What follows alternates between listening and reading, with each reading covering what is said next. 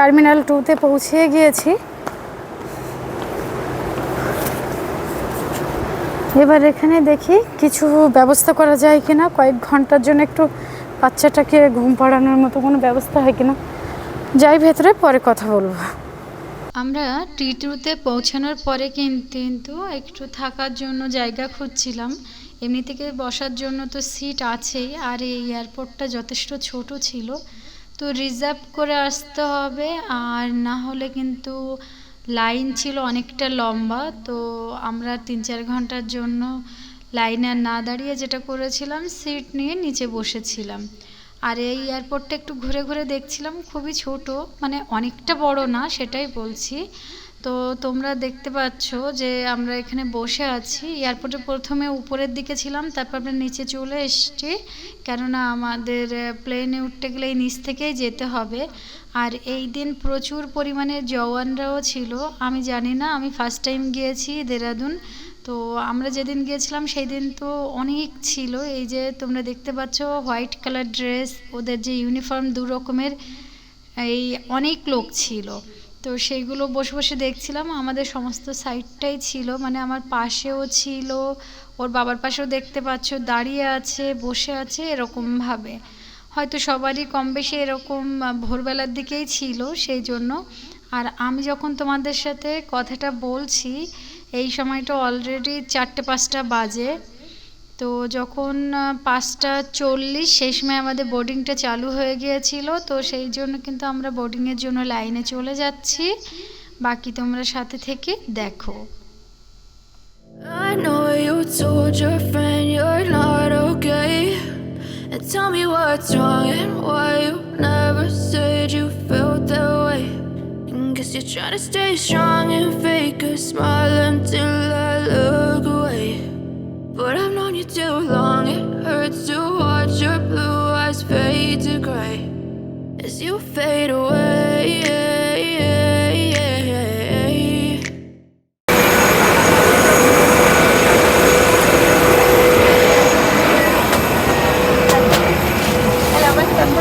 Please wear your mask. नमस्कार, कृपया अपने बड़े बैग्स को अपने सामने वाली कुर्सी के नीचे रखें। रो 1 और आपातकाल। এবার আমরা দেরাদুনের উদ্দেশ্যে প্লেনে উঠে এসেছি। এবার এখান থেকে জাস্ট 1.5 ঘন্টার মধ্যে পৌঁছে যাব।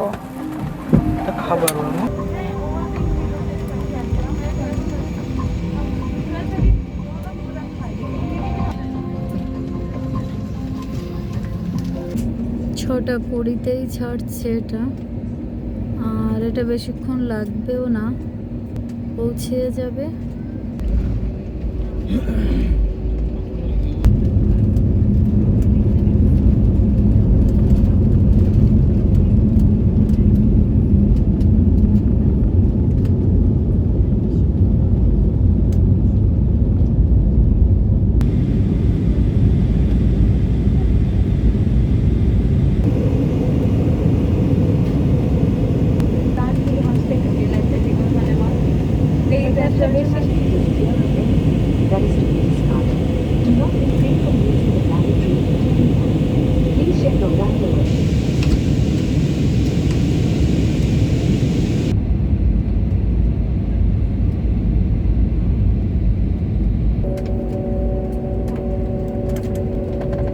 अब आप मोबाइल फोन्स का इस्तेमाल कर सकते हैं। গুড মর্নিং ফ্রেন্ডস, আজকের ব্লগটা কিন্তু দেরাদুন থেকেই শুরু করছি, কেননা আজকে নেক্সট ডে ব্লগ শুরু হয়ে গিয়েছে। আর আজকে ছিল 4ই অক্টোবর, ব্লগটা স্টার্ট করেছি 3 অক্টোবর সন্ধ্যা থেকে। তো আমরা দেখতেই পাচ্ছ যে প্লেন থেকে নেমে গিয়েছি, আর খুব বেশি টাইম কিন্তু লাগে না দিল্লি থেকে দেরাদুনের যে জলিগ্রান্ট এয়ারপোর্ট এখানে পৌঁছাতে। তো এই এয়ারপোর্টে আমরা নামার পরে একটু ফ্রেশ হয়ে বাইরে বের হয়ে এসেছিলাম। আর বাইরের দৃশ্যটা এত সুন্দর দেখতে, এয়ারপোর্টের সামনেও দেখো এই কাজগুলো ভীষণ ভালো লাগছে দেখতে। তো আমরা এগুলো একটু দেখে কয়েকটা ছবি ওঠানোর পরে এখান থেকে চলে গিয়েছি সোজা প্রিপেইড ট্যাক্সি কাউন্টারে। ওখানে এই এয়ারপোর্ট থেকে যে জিনিসটা খেয়াল করেছি, এখানে কিন্তু কোনো অটো বা বাসের কোনো সিস্টেম নেই। আছে যেটা, সেটা এখান থেকে হাইওয়েতে গিয়ে তবেই তোমরা পাবে। আর নতুবা এখান থেকে ডাইরেক্ট কিন্তু ট্যাক্সি করে তবেই যেতে হবে। তো আমরা ট্যাক্সি করে নিয়েছিলাম। আর যে হাইওয়ের কথাটা বলছি সেটা প্রায় 1.5 কিলোমিটার দূর। এরা বলছিল একটু চড়াইতে উঠে তবেই কিন্তু হাইওয়েতে গেলে ওখান থেকে বাস বা যে অটো এইগুলো ডাইরেক্ট পাওয়া যায়। তো আমরা আর ব্যাগ নিয়ে অত দূরে যাইনি, আমরা আমাদের ট্যাক্সিটা করে নিয়েছি। আর যেহেতু জলিগ্রান্ট থেকে কিন্তু ঋষিকেশ সম্ভবত 20 থেকে 22 কিলোমিটার, তো সেই হিসাবে যেটা দেখেছি এখানে কিন্তু ট্যাক্সির যে চার্জ একটু বেশিই আছে। আমাদের ওখানে হলে হয়তো 500 টাকা 550 টাকার মধ্যে হয়ে যায়, এখানে আমাদের নিয়েছিল 720 টাকা। তো আমরা এবার এখান থেকে বের হয়ে চলে যাচ্ছি। আর এই যে তোমরা দেখতে পাচ্ছ প্রচুর কিন্তু জওয়ানদের গাড়ি ছিল। আমি যে আগের দিন রাত্রেবেলা তোমাদেরকে বলেছিলাম যে প্রচুর জওয়ানরা বসে আছে, তো সম্ভবত ওনারা এরকমই আসে। আমি তো জানি না, আমি ফার্স্ট টাইম দেখেছি তবেই বললাম। I know you told your friend you're not. আমরা এবার এয়ারপোর্ট এরিয়া থেকে বের হয়ে যাচ্ছি। আর এই যে রোড, এইদিকে লেফটে চলে গেছে মসুরি, আর এই আমরা রাইটে যাচ্ছি, এটা ঋষিকেশ। জাস্ট এখানকার আকাশ, রাস্তাটা ভীষণ সুন্দর গো, রাস্তা নিয়ে কোনো কথা হবে না। এখন চলে যাচ্ছি ঋষিকেশের সিটি সেন্টারের ওখানে, বাস স্ট্যান্ডের আশপাশে কোনো হোটেল নেব। আমরা হোটেল বুক করিনি, তারপরে বাকি কালকে যেখানে ঘুরতে যাব সেই জায়গা নিয়ে বাকি যা কিছু ঠিক করে নেব। দেখো একটা ব্রিজের উপর দিয়ে যাচ্ছি আমরা, সামনে কিন্তু বিশাল বড় পাহাড়।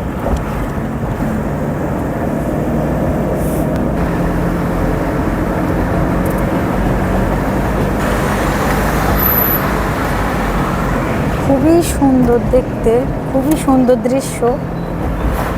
আসলে ভিডিও করব কি, নিজের চোখে দেখতে এত ভালো লাগছে, তার মধ্যে দিয়ে তোমাদের সাথে শেয়ার করার জন্য যতটুকু পাচ্ছি ভিডিও শেয়ার করছি।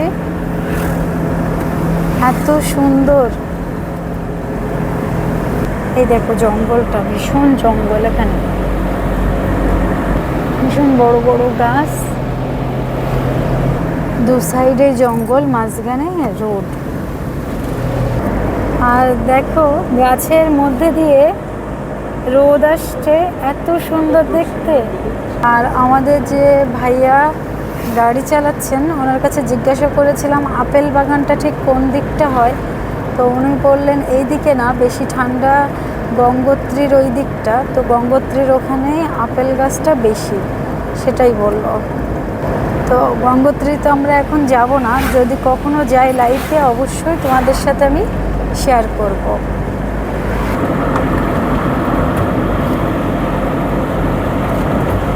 আমরা কিন্তু ঋষিকেশের মেইন মার্কেটের এখানে এসেছি, একটু হোটেল দেখার জন্য দাঁড়িয়েছি। তো দেখা যাক, হোটেলের লোক এখনো আসেনি, ওর বাবা ভেতরে গিয়েছে কথা বলার জন্য। আর এটা একদম সিটি সেন্টারের পাশেই, এই যে মেইন রোড ওইটা, আর এইখানে আমরা হোটেল রুম নিয়ে নিয়েছি। আর এই যে এমন কিছু না, খুব সিম্পল রুম, কিন্তু এখানে রেন্ট অনেক বেশি, যেহেতু এখন 4 ধামের সময়। এখানে আছে এরকম 2টো চেয়ার আর একটা টেবিল, এখানে আছে বেড, বেশ এই, আর পাশে সেন্টার টেবিল। রুম আর কি দেখাবো, পাশে আছে বাথরুম, গিজার আছে, এসি আছে, তবে আমাদের এসি লাগবে না, যদিও এখানে এসিটা ইনক্লুড আছে, তো আমরা এসি আমাদের লাগবে না। আর এই যে বাকি রুমটা এরকম, একটা ফ্যান আছে, ফ্যানের বাতাসই এনাফ, আর বেডটাই। তো ঠিক আছে, আজকের ব্লগটা এই পর্যন্তই রাখবো, আর কন্টিনিউ করব না। সেই কালকে সন্ধ্যাবেলা থেকে শুরু করেছি, আর আজকের এই সকাল 9টা 10-15 হয়ে গিয়েছে, এখন ব্লগটা বন্ধ করব। আশা করি তোমাদের কাছে আমার ব্লগটা ভালো লেগেছে। যদি আমার ব্লগটা ভালো লেগে থাকে তাহলে প্লিজ আমার চ্যানেলটাকে লাইক, শেয়ার এবং সাবস্ক্রাইব করে পাশে থেকো।